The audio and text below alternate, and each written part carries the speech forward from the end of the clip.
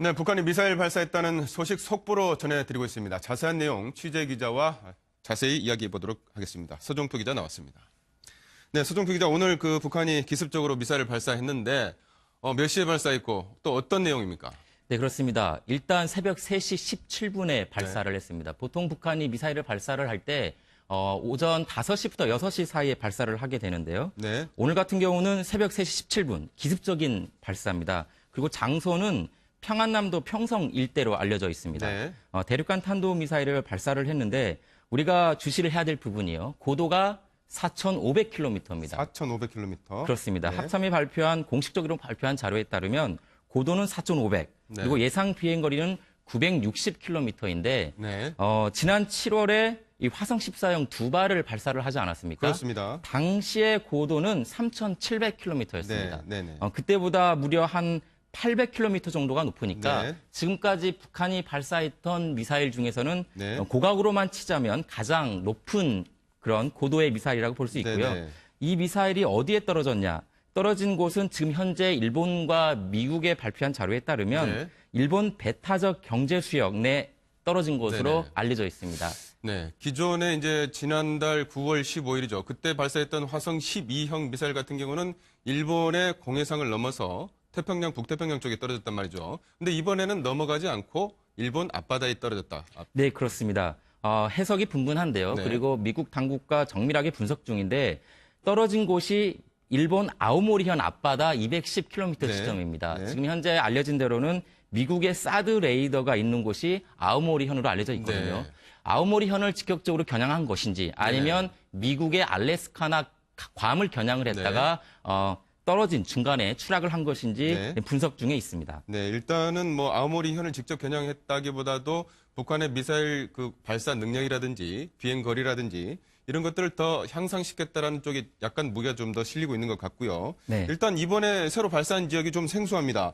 평남 평성이라고 하는데 이 평성이라는 지역 어떤 곳입니까? 평성 처음 들어보셨을 네. 것입니다. 네. 보통 북한이 미사일을 발사를 할 때 이 핵무기가 개발이 되고 있는 풍계리 인근이나 아니면 강원도 동해상 인근에서 미사일을 발사를 하거든요. 그렇습니다. 그런데 오늘 새벽에는 평성이라고 하는 새로운 곳에서 발사를 했어요. 네. 그런데 이 평성이 이 북한의 과학원 본원이라고 합니다. 본산지라는 건데요. 네. 제2자연과학원이라는 곳이 있어요. 네네. 이곳이 무엇이냐면 북한에서 이루어지는 모든 핵무기를 비롯해서 무기 개발이 되는 총괄 지역이라고 네네. 합니다.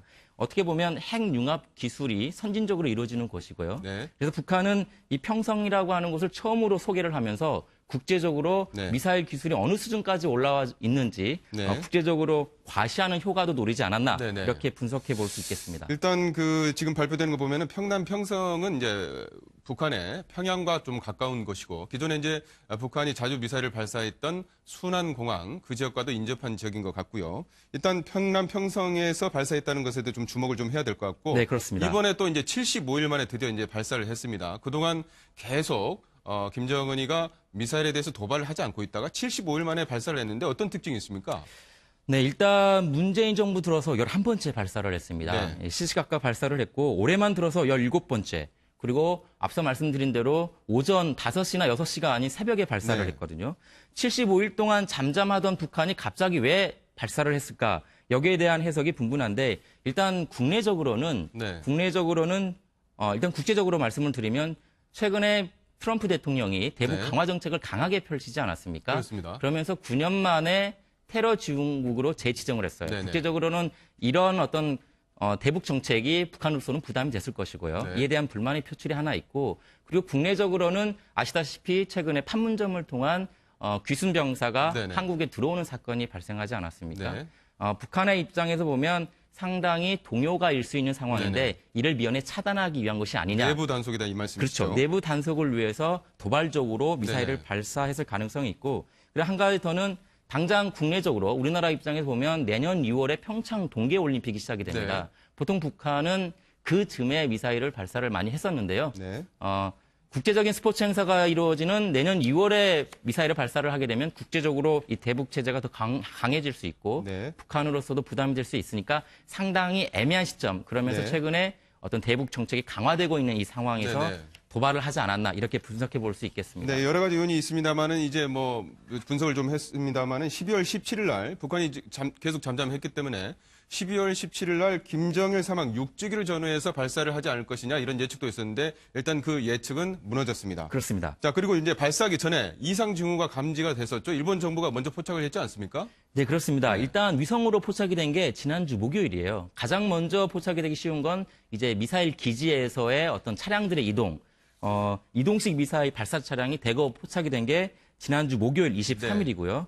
그다음에 가깝게는 27일 엊그제인데 네네. 보통 미사일을 쏘게 되면 미사일 궤적을 추적하기 위해서 이 레이더를 가동을 하게 됩니다. 이 레이더를 가동을 하게 될 때 고주파의 이 전자파가 나오거든요. 이제 그것은 그 레이더는 북한이 레이더를 가동했고 미사일 궤도를 추적하기 위한 추적 레이더란 말씀이시죠? 그렇습니다. 네. 그럴 경우에는 통신 활동이 급증하게 되는데 네. 미국과 일본은 이 통신 활동이 급증한 이상 징후를 포착을 했고요. 네. 그리고 또 하나 우리가 주시를 해야 될 부분이 지난 20일에 국회에 국정원 직원들이 업무 보고를 하는 과정에서 네네. 북한이 미사일 발사 시기가 임박했다. 우리 국정원과 정부는 예의주시하고 있다라고 발표를 했거든요. 네. 상당히 곳곳에서 예상 징후가 포착이 됐고 교도통신에 따르면 사실은 오늘 새벽 발사가 아니라 어제 새벽 발사를 준비했다고 합니다. 네. 다만 기상이 악화되고 악천후 속에서 여건이 마련되지 않아서 오늘로 미룬 것으로 보입니다. 네네.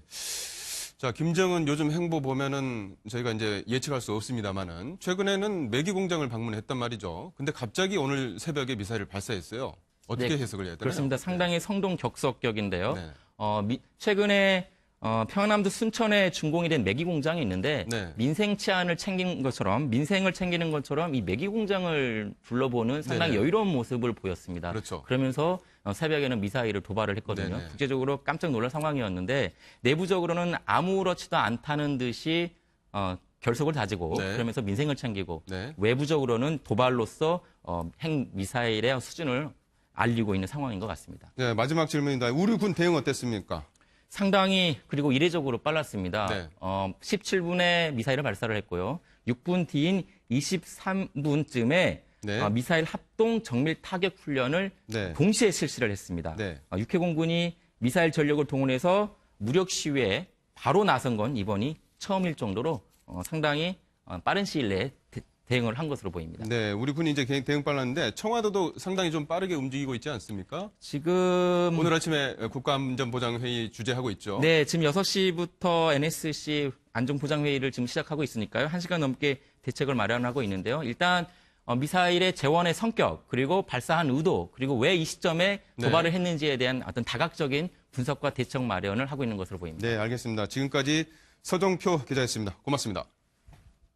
네, 북한이 미사일 발사했다는 소식 속보로 전해드리고 있습니다. 자세한 내용 취재 기자와 자세히 이야기해 보도록 하겠습니다. 서정표 기자 나왔습니다. 네, 서정표 기자, 오늘 그 북한이 기습적으로 미사일을 발사했는데 몇 시에 발사했고 또 어떤 내용입니까?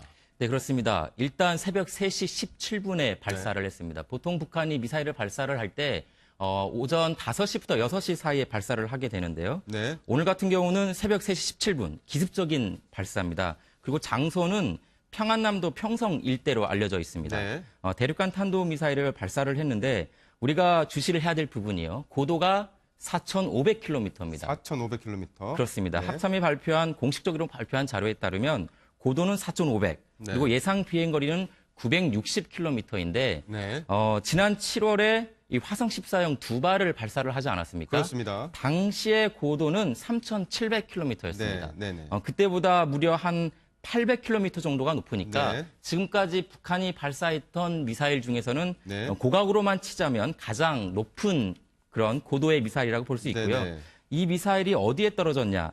떨어진 곳은 지금 현재 일본과 미국에 발표한 자료에 따르면 네. 일본 배타적 경제 수역 내 떨어진 곳으로 네네. 알려져 있습니다. 네. 기존에 이제 지난달 9월 15일이죠. 그때 발사했던 화성 되는 총괄 지역이라고 네네. 합니다.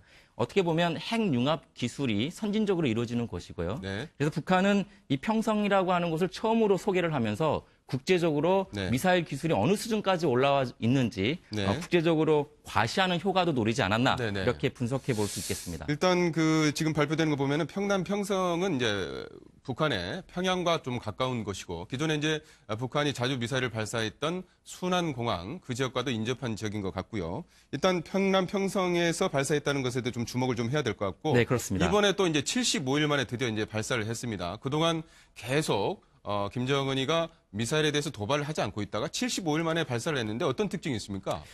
네, 일단 문재인 정부 들어서 11번째 발사를 했습니다. 네. 시시각각 발사를 했고 올해만 들어서 17번째. 그리고 앞서 말씀드린 대로 오전 5시나 6시가 아닌 새벽에 발사를 네. 했거든요. 75일 동안 잠잠하던 북한이 갑자기 왜 발사를 했을까? 여기에 대한 해석이 분분한데 일단 국내적으로는 네. 일단 국제적으로 말씀을 드리면 최근에 트럼프 대통령이 대북 네. 강화 정책을 강하게 펼치지 않았습니까? 그렇습니다. 그러면서 9년 만에 테러 지원국으로 재지정을 했어요. 네네. 국제적으로는 이런 어떤 대북 정책이 북한으로서는 부담이 됐을 것이고요. 네. 이에 대한 불만의 표출이 하나 있고 그리고 국내적으로는 아시다시피 최근에 12형 미사일 같은 경우는 일본의 공해상을 넘어서 태평양, 북태평양 쪽에 떨어졌단 말이죠. 근데 이번에는 넘어가지 않고 일본 앞바다에 떨어졌다. 네, 그렇습니다. 해석이 분분한데요. 네. 그리고 미국 당국과 정밀하게 분석 중인데 떨어진 곳이 일본 아오모리현 앞바다 210km 네. 지점입니다. 네. 지금 현재 알려진 대로는 미국의 사드 레이더가 있는 곳이 아오모리현으로 알려져 있거든요. 네. 아오모리현을 직접적으로 겨냥한 것인지 아니면 미국의 알래스카나 괌을 겨냥을 했다가 떨어진 중간에 추락을 한 것인지 네. 분석 중에 있습니다. 네, 일단은 뭐 아오모리 현을 직접 겨냥했다기보다도 북한의 미사일 그 발사 능력이라든지 비행 거리라든지 이런 것들을 더 향상시켰다라는 쪽이 약간 무게가 좀 더 실리고 있는 것 같고요. 네. 일단 이번에 새로 발사한 지역이 좀 생소합니다. 평남 평성이라고 하는데 이 평성이라는 지역 어떤 곳입니까? 평성 처음 들어보셨을 네. 것입니다. 네. 보통 북한이 미사일을 발사를 할 때 이 핵무기가 개발이 되고 있는 풍계리 인근이나 아니면 강원도 동해상 인근에서 미사일을 발사를 하거든요. 그렇습니다. 그런데 오늘 새벽에는 평성이라고 하는 새로운 곳에서 발사를 했어요. 네. 그런데 이 평성이 이 북한의 과학원 본원이라고 합니다. 본산지라는 건데요. 네. 제2 자연과학원이라는 곳이 있어요. 네네. 이곳이 무엇이냐면 북한에서 이루어지는 모든 핵무기를 비롯해서 무기 개발에서 이 레이더를 가동을 하게 됩니다. 네네. 이 레이더를 가동을 하게 될 때 고주파의 이 전자파가 나오거든요. 이제 그것은 그 레이더는 북한이 레이더를 가동했고 미사일 궤도를 추적하기 위한 추적 레이더란 말씀이시죠? 그렇습니다. 네. 그럴 경우에는 통신 활동이 급증하게 되는데 네. 미국과 일본은 이 통신 활동이 급증한 이상 징후를 포착을 했고요. 네. 그리고 또 하나 우리가 주시를 해야 될 부분이 지난 20일에 국회에 국정원 직원들이 업무 보고를 하는 과정에서 네네. 북한이 미사일 발사 시기가 임박했다. 우리 국정원과 정부는 예의주시하고 있다라고 발표를 했거든요. 네. 상당히 곳곳에서 예상 징후가 포착이 됐고 교도통신에 따르면 사실은 오늘 새벽 발사가 아니라 어제 새벽 발사를 준비했다고 합니다. 네. 다만 기상이 악화되고 악천후 속에서 여건이 마련되지 않아서 오늘로 미룬 것으로 보입니다. 네네. 자, 김정은 요즘 행보 보면은 저희가 이제 예측할 수 없습니다만은 최근에는 매기 공장을 방문했단 말이죠. 근데 갑자기 오늘 새벽에 미사일을 발사했어요. 어떻게 네, 해석을 해야 되나요? 그렇습니다. 상당히 성동격석격인데요. 네. 최근에 평안남도 순천에 준공이 된 매기 공장이 있는데 네. 민생 치안을 챙긴 것처럼 민생을 챙기는 것처럼 이 매기 공장을 둘러보는 상당히 네네. 여유로운 모습을 보였습니다. 그렇죠. 그러면서 새벽에는 미사일을 도발을 했거든요. 네네. 국제적으로 깜짝 놀랄 상황이었는데 내부적으로는 아무렇지도 않다는 듯이 결속을 다지고 네. 그러면서 민생을 챙긴 판문점을 통한 귀순 병사가 네네. 한국에 들어오는 사건이 발생하지 않았습니까? 네. 북한의 입장에서 보면 상당히 동요가 일 수 있는 상황인데 네네. 이를 미연에 차단하기 위한 것이 아니냐. 내부 단속이다 이 말씀이시죠? 그렇죠. 내부 단속을 위해서 도발적으로 미사일을 네네. 발사했을 가능성이 있고 그리고 한 가지 더는 당장 국내적으로 우리나라 입장에서 보면 내년 6월에 평창 동계올림픽이 시작이 됩니다. 네. 보통 북한은 그 즈음에 미사일을 발사를 많이 했었는데요. 네. 국제적인 스포츠 행사가 이루어지는 내년 2월에 미사일을 발사를 하게 되면 국제적으로 이 대북 체제가 더 강해질 수 있고 네. 북한으로서도 부담이 될 수 있으니까 상당히 애매한 시점 그러면서 네. 최근에 어떤 대북 정책이 강화되고 있는 이 상황에서 네네.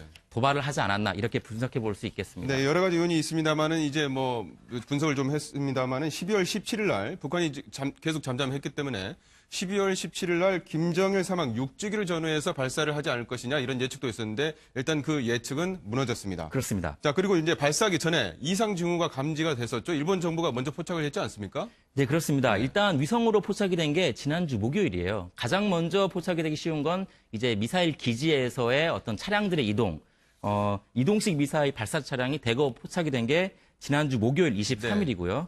그다음에 가깝게는 27일 엊그제인데 네네. 보통 미사일을 쏘게 되면 미사일 궤적을 추적하기 위해